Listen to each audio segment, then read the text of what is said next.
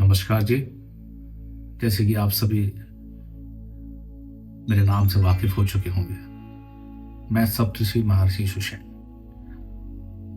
अक्सर लोग चर्चा करते हैं और इस चर्चा का विषय है आज का, क्या लिविंग रिलेशनशिप एक सोशल चेंज है या वाकई में एक कल्चरल इरोजन। अब बात आती है लिविंग रिलेशनशिप के। लिविंग रिलेशनशिप कितना पुराना है? ये टर्मिनोलॉजी, ये वर्ड जो हमसे और आपसे जुड़ा हुआ है लगभग 17-18 साल पुराना है। बहुत ज्यादा हम रिसेंटली बोल दे तो 7-8 साल पुराना है। लेकिन कुछ भी है ना, शब्दों में जो फेरबदल होता है या एक्सेप्टेंस होती है नेचर में, एनवायरनमेंट में, निजी जिंदगी में, एजुकेशन सिस्टम में, या एक सिविलाइजेशन में, एक सोशल जो चेंज होता है वो विचारों से होता है। और विचार जब क्रमिक हो, क्रमिक मतलब समझे, एक पीढ़ी से दूसरी पीढ़ी, दूसरी पीढ़ी से तीसरी पीढ़ी, यानी थर्ड जनरेशन।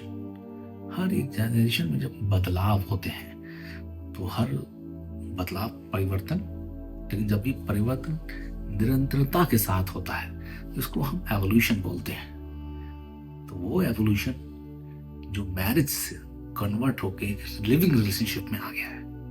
और लिविंग रिलेशनशिप जहां एक मैरिज एक एग्रीमेंट होती थी, एक सामाजिक रिचुअल्स हुआ करते थे ना, एक व्यक्ति दूसरे व्यक्ति के लिए एक दायित्वों में बंधा होता था, परिवार से बंधा होता था, संस्कृति से बंधा होता था, संबंधों में बना होता था। वही धीमे धीमे ना उसी संस्कृति के बीच में जिसको हम जीते आए थे एक रिचुअल्स के तौर पे, कहीं ना कहीं उसमें एक दरार पड़ने लगी। वो दरारें हम फिर वो नारी या नर के मध्य हो, स्त्री या पुरुष के मध्य हो, लेकिन वो दरारें धीमे धीमे इतनी बढ़ी गई। और वो दरारें पैदा कौन करता था? बाहर के लोग तो थे ही जिम्मेदार, लेकिन जब वो दरारें घर के अंदर पड़ने लगी, हमारी दीवारों में पड़ने लगी, कहीं ना कहीं शिक्षा के तौर पे, कहीं ना कहीं विचारों के तौर पे, कहीं ना कहीं पहनावे के तौर पे, कहीं ना कहीं दिन भर एक स्त्री दिन भर काम में जुटे रहने की वजह से ना, तो उसके वजह से जो परिवर्तन आए, उसकी वजह से जो दरारें पड़ी, वो दरारें सिर्फ और सिर्फ शारीरिक नहीं थी। शारीरिक तो थी ही थी, मानसिक भी थी, और मानसिक तो थी ही थी, आत्मिक भी थी। और उस आत्मा ने एक आत्मा को, एक सोल कनेक्शन को तोड़ के रख दिया। और इस टूटने से ना जिस संबंध विच्छेद होने लगे, आज से वही 17 साल पहले, 15 साल पहले नारियों के साथ कितना अत्याचार हुआ। आज सन 2025 की बात करें, ठीक है, 2022 से 2025 की बात करें, आज नारी प्रतिशोध की भावना से ये अपने क्या, ये हम प्रतिशोध ना भी कहें तो ये डिफेंस मैकेनिज्म के तौर पे अपने बचाव के लिए आगे आई है। कब, कितने साल लग गए, पीढ़ियां लग गई। तो ये परिवर्तन नहीं है, ये एवोल्यूशन है। ये लिविंग रिलेशनशिप का एक सोशल चेंज, ये किसी एक नर और नारी की वजह से नहीं। सिर्फ नारी ही जिम्मेदार नहीं है, इसमें पुरुष जिम्मेदार। नारी तो है ही है, पुरुष भी उतना बराबर का जिम्मेदार है, और समाज भी उतना बराबर के जिम्मेदार है। जिस चीज को आज कल्चर इरोजन के फॉर्म पे देख रहे हैं कि हम कहीं ना कहीं अपनी संस्कृति से को पीछे छोड़ते चले आ रहे हैं। पीछे छोड़ते नहीं चले आ रहे हैं, आपने अपने जहन में वो उन चीजों को मारा जो थी, उसको नकारा, उसको दबाया, उसको कुचला, ठीक है, तब जाके आज एक नया form social erosion. Social erosion क्या है? इसको ये मत समझिए कि हम अपनी संस्कृति को छोड़ रहे हैं, नहीं।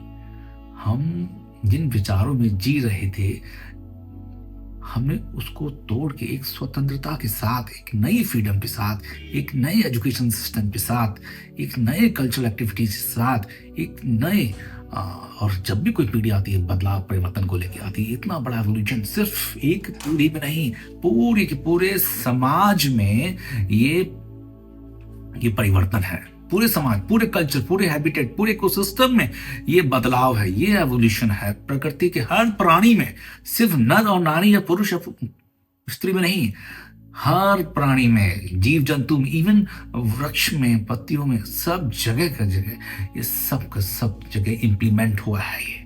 ठीक है, तो ये सोशल इरोजन, ठीक है, एक कॉज के लिए हुआ है। Cause, this cause is mutually beneficial.